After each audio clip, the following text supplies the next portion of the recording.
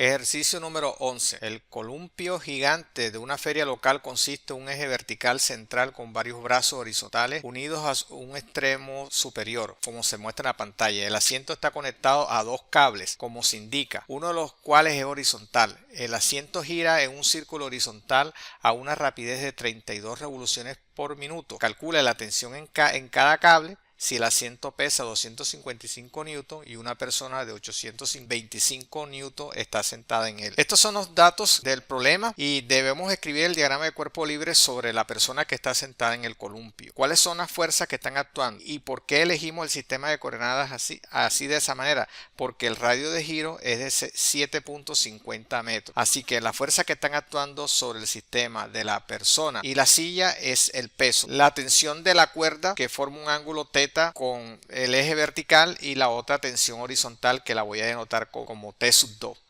Estas son las dos incógnitas que necesitamos calcular, T1 y T2. Para eso vamos a escribir las ecuaciones del movimiento correspondiente, teniendo en cuenta que la sumatoria de las fuerzas en X representan la fuerza centrípeta y es la que están dirigidas hacia la derecha. En este caso son dos. La componente en X de T1 que es T1 seno de θ, y T2, esa debe ser igual a la fuerza neta, que es la masa por aceleración centrípeta, que es igual a omega al cuadrado por R. Ahí tenemos dos ecuaciones, ahí tengo una ecuación con dos incógnitas que son T1 y T2. Para hallar la otra ecuación hacemos la sumatoria de las fuerzas en Y, teniendo en cuenta que es igual a 0 porque la partícula o el sistema está siempre a la misma altura, moviéndose en un plano horizontal.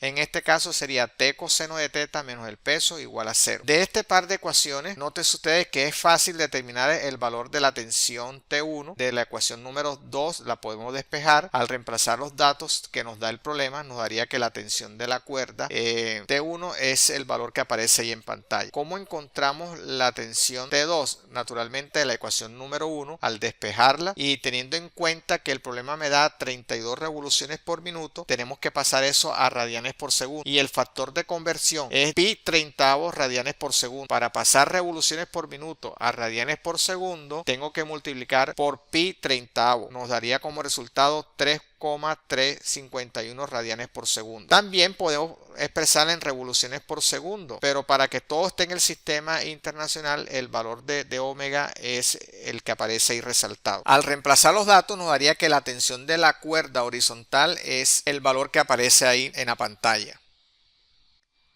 Ejercicio número 12. Un péndulo cónico consta de una masa de 53 gramos atada a una cuerda de 1.4 metros. La masa oscila en un círculo de 25 centímetros de radio. ¿Cuál es la velocidad de la masa? ¿Cuál es su aceleración? ¿Y cuál es la tensión en la cuerda? El modelo de un péndulo cónico es el que se ilustra ahí y comienza a girar alrededor del eje vertical a un ángulo θ, y la trayectoria que describe la partícula es una trayectoria circular, por eso se denomina un péndulo cónico. Ahora, nótese que necesitamos determinar el ángulo, porque nos dan el radio de giro, que en este caso es 25 centímetros. Para calcular el ángulo, nótese que ahí se forma un triángulo rectángulo, y la función trigonométrica que debemos utilizar es el seno, que es cateto opuesto sobre hipotenusa, y al reemplazar los datos nos daría que el ángulo que forma la cuerda con la vertical es de 10.28 grados. Vamos a elegir el sistema de coordenadas de esta forma.